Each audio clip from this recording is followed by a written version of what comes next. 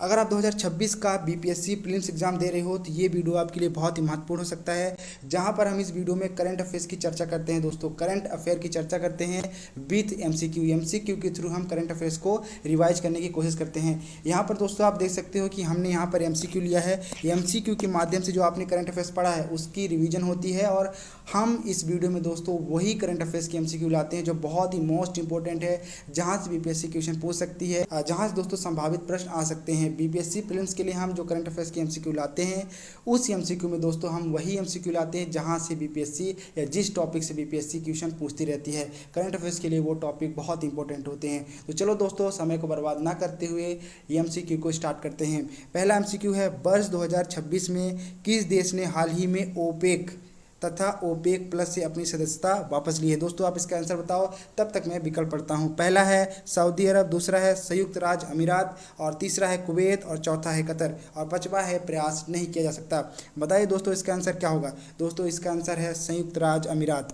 ध्यान रखना दोस्तों, इसका आंसर है संयुक्त राज्य अमीरात। आपने पढ़ा होगा खबरों में, आपने इसको ज़रूर से ज़रूर पढ़ा होगा, जहाँ पर संयुक्त राज्य अमीरात ने अपने आप को ओपेक और ओपेक प्लस संगठनों से अपने आप को वापस ले लिया है, अपने आप को बाहर कर दिया है। दोस्तों क्या होते हैं ओपेक और ओपेक प्लस संगठन? तेल निर्यातक देशों का एक संगठन है, जहां पर बहुत सारे देश हैं जो कि तेल निर्यातक देश हैं। जैसे कि आप जानते होंगे, इधर सऊदी अरब हो गया, संयुक्त राज्य अमीरात हो गए, ये देश जो तेल निर्यातक हैं, बहुत बड़े तेल निर्यातक है दोस्तों। इसके बाद देखते हैं अगला प्रश्न। अगला प्रश्न है, लद्दाख आधिकारिक भाषा विनियमन 2025 के अंतर्गत लद्दाख की आधिकारिक भाषाओं के रूप में कितनी भाषाओं को मान्यता दी गई है? दोस्तों आप इसका आंसर बताओ, तब तक मैं विकल्प पढ़ता हूँ। विकल्प है 3, उसके बाद है 4, फिर 5 है और 6 है ना, और पांचवा विकल्प है प्रयास नहीं किया जा सकता है। दोस्तों हम आशा करते हैं आपने इसका आंसर सही बताया होगा। इसका आंसर है दोस्तों 5 यहाँ पर भाषाओं के यहाँ पर दोस्तों मान्यता प्रदान की गई है। कौन कौन सी वो भाषाएं हैं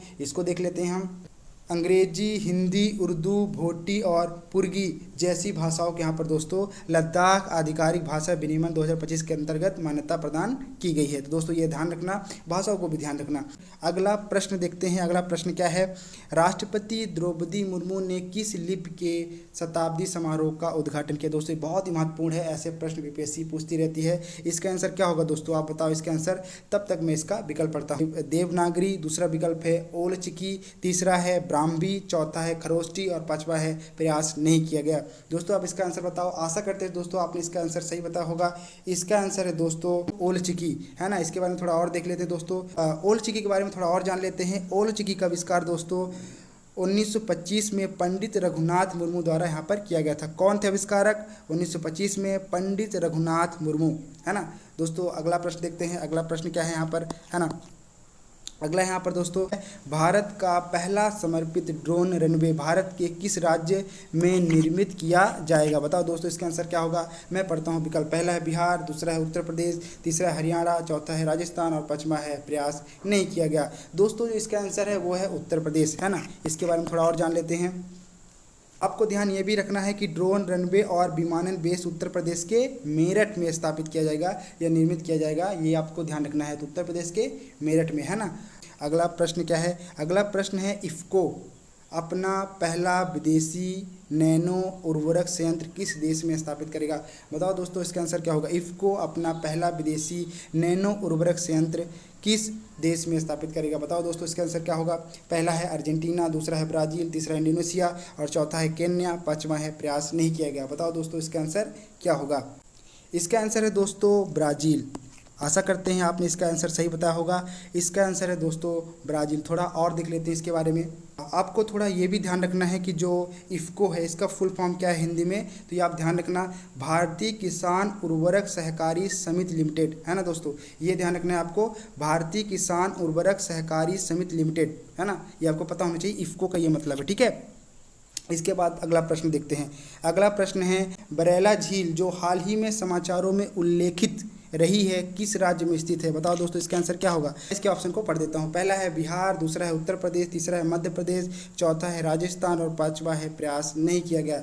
बताओ दोस्तों इसका आंसर क्या होगा। दोस्तों इसका आंसर है बिहार, है ना। ये आपने ज़रूर से ज़रूर खबरों में पढ़ा होगा, आपको जानकारी होगी, ये नहीं है तो अब होनी चाहिए, है ना। बरैला झील जो हाल ही में चर्चा में रही है वो कहाँ है, बिहार में है। थोड़ा इसके बारे में और जान लेते हैं दोस्तों। बरेला झील दोस्तों कहाँ है, आपको पता होना चाहिए। सलीम अली जुब्बा साहनी पक्षी अभयारण्य बिहार में ये स्थित है और बिहार के वैशाली में ये स्थित है दोस्तों, आपको पता होना चाहिए। बरेला झील बिहार में है, लेकिन बिहार में कहाँ है, वैशाली में है। और तो सलीम अली जुब्बा साहनी पक्षी अभयारण्य में ये स्थित है दोस्तों। अगला प्रश्न देखते हैं, अगला प्रश्न क्या है। अगला प्रश्न है तो वार्षिक PLFS 2023-24 रिपोर्ट के अनुसार क्या है, ये थोड़ा जान लो। ये दोस्तों जो है पीरियोडिक लेबर फोर्स सर्वे, यानी ये बताता है कि महिलाओं की स्थिति कितनी अच्छी सुधरी है कार्यबल में, पुरुषों की स्थिति कितनी अच्छी है ना, बच्चे कितनी उम्र से कार्यबल में जुड़ रहे हैं दोस्तों। इस तरीके का ये सर्वे है और आपको पता होगा कि BPSC सर्वे से प्रश्न पूछती रहती है। तो यहाँ पर क्या है दोस्तों, यहाँ पर है दोस्तों पहला विकल्प है वर्ष 2021-22 के बाद शहरी महिलाओं की तुलना में ग्रामीण महिलाओं की श्रम बल भागीदारी दर LFR में अधिक वृद्धि हुई है। दोस्तों क्या सही है, आपने ये रिपोर्ट पढ़ी है।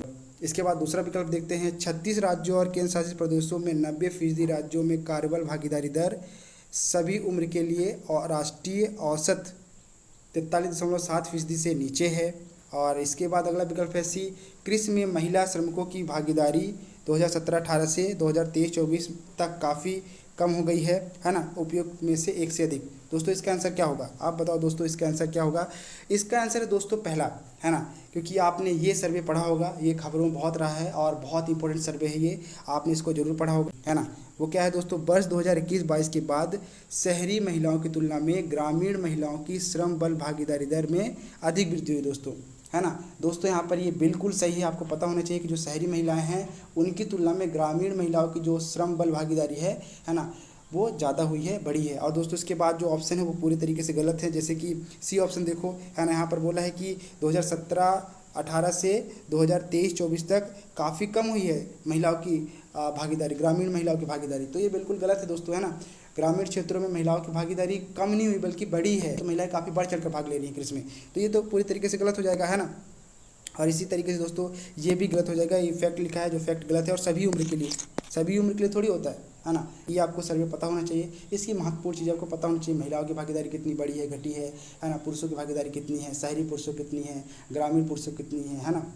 इसके बाद दोस्तों देखते हैं आज का आखिरी प्रश्न, जो कि बहुत ही महत्वपूर्ण प्रश्न है। क्या है प्रश्न दोस्तों, देखते हैं। किस भारतीय संस्थान ने हाल ही में हाइब्रिड रॉकेट थ्रस्टर का उपयोग करते हुए वर्टिकल टेक ऑफ एवं लैंडिंग VTOL प्रौद्योगिकी का प्रदर्शन किया है। दोस्तों इसका आंसर क्या होगा, आप बताओ। मैं इसका विकल्प पढ़ता हूँ। IIT Bombay, IIT Delhi, IIT Madras, IIT Kanpur. प्रयास नहीं किया गया। दोस्तों इसका जो आंसर है वो है IIT मद्रास, है ना, IIT मद्रास, है ना। दोस्तों इसके बारे में थोड़ा और जान लेते हैं।